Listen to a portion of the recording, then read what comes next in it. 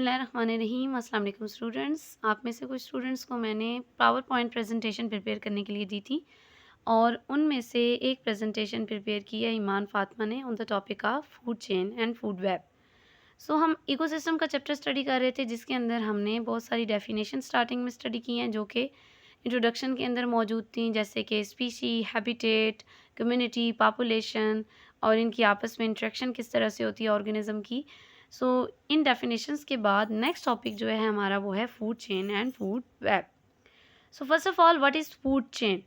A food chain is a series of organisms with an ecosystem in which each organism feeds on the one before it and fed by the one after it. हम simply ये कह सकते हैं कि ये आपके पास एक interlinking relationship है ऑर्गेनिज्म का, जिसमें एक ऑर्गेनिज्म किसी ऑर्गेनिज्म को कंज्यूम कर रहा है तो उस ऑर्गेनिज्म को कोई और ऑर्गेनिज्म ईट कर रहा होगा और इसी तरह नेक्स्ट वन जो है वो हमारे पास पिछले वाले को ईट कर रहा होगा।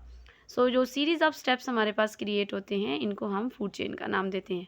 You can say that series of step of eating and being eaten of the organism is called food chain. जैसे कि हमारे पास सिंपली ये नीचे एक फूड चेन मौजूद है और इस फूड चेन के अंदर एरोस जो हैं ये हमारे पास डायरेक्शन ऑफ कंजप्शन शो कर रहे हैं कि हमारे पास कौन सा ऑर्गेनिज्म किसको खा रहा है। जैसे कि हम फूड चेन्स की बात करते हैं तो हर फूड चेन प्रोड्यूसर से स्टार्ट होती है। प्रोड्यूसर मेनली प्लांट्स होते हैं। प्लांट्स अपनी एनर्जी खुद बनाते हैं during the process of photosynthesis. During photosynthesis plants sunlight energy को कैप्चर करते हैं और देन इस एनर्जी से अपनी फूड प्रिपेयर करते हैं। तो एनर्जी सनलाइट से केमिकल एनर्जी की फॉर्म में प्रोड्यूसर्स के अंदर स्टोर हो जाती है। नेक्स्ट ऑर्गेनिज्म जो कि प्रोड्यूसर्स पे डिपेंड करते हैं for the food and nutrition और एनर्जी के लिए, उन्हें हम प्राइमरी कंज्यूमर्स का नाम देते हैं। और वो ऑर्गेनिज्म जो प्राइमरी कंज्यूमर्स को ईट करेंगे उन्हें हम सेकेंडरी कंज्यूमर्स कहेंगे और सबसे लास्ट पे हमारे पास आ जाएंगे टर्शरी कंज्यूमर। जैसे कि इस डायग्राम के अंदर सनलाइट एनर्जी को प्रिपेयर करके प्लांट्स अपनी फूड बना रहे हैं। प्लांट्स को ईट कर रहा है ग्रास ऊपर को ईट कर रहा है बर्ड और देन बर्ड को ईट करने वाला ऑर्गेनिज्म जो कि टर्शरी कंज्यूमर है उसे हम क्या नाम देंगे, फॉक्स। इसी तरह की बहुत सारी फूड चेन जो हैं वो नेचर के अंदर मौजूद हैं जिन्हें हम स्टडी कर सकते हैं। ये एक इसमें से सिंपलेस्ट एग्जांपल आपको दी गई है। नेक्स्ट अगर हम बात करें तो कंपोनेंट्स क्या होते हैं फूड चेन के, जैसे कि पहले मैंने आपको बताया कि हर फूड चेन हमेशा प्रोड्यूसर से स्टार्ट होती है और प्रोड्यूसर्स मेनली प्लांट्स होते हैं।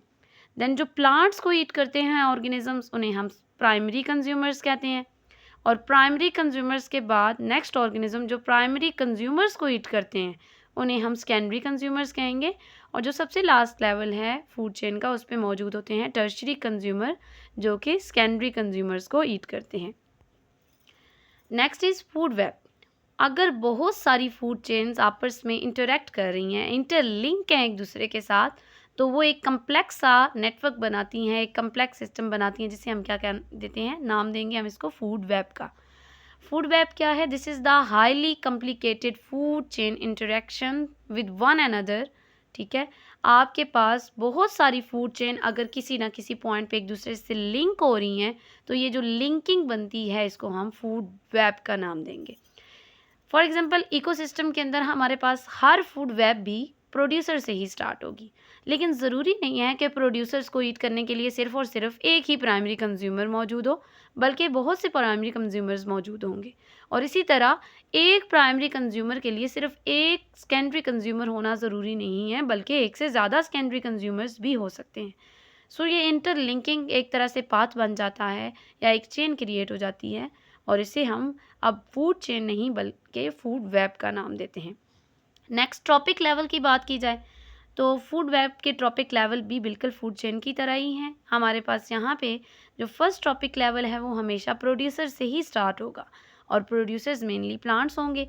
सेकंड ट्रॉपिक लेवल की बात की जाए तो सेकंड ट्रॉपिक लेवल पे मौजूद होंगे प्राइमरी कंज्यूमर्स जो कि प्लांट ईटर्स हैं और इनको हम हर्बीवोर्स का नाम भी दे सकते हैं। और सेकेंडरी कंज्यूमर्स जो हैं वो प्राइमरी कंज्यूमर्स को कंज्यूम करेंगे और ये ट्रॉपिक लेवल 3 पे मौजूद होंगे, इन्हें हम ट्री 3 पे रखेंगे और इनको हम कार्निवोर्स का नाम देते हैं। Carnivores mean they are plant eater, they are animal eaters. ये एनिमल्स को ईट करेंगे। नेक्स्ट हमारे पास सबसे लास्ट लेवल जो है वो है टर्शरी लेवल।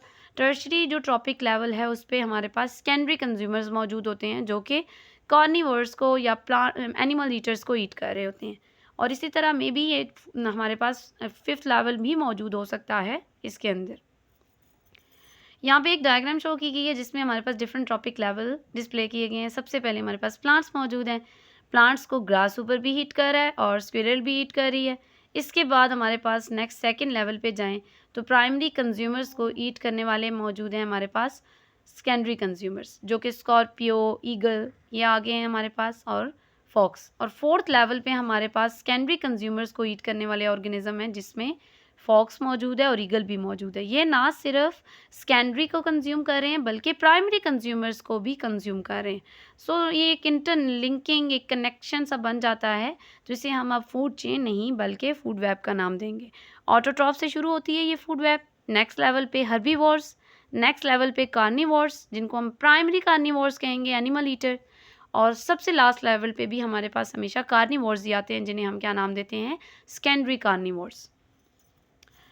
अगर हम बात करते हैं फूड चेन की निस्बत फूड वेब की, तो फूड वेब जो है किसी भी इकोसिस्टम के लिए ज़्यादा स्टेबिलिटी प्रोवाइड करती है।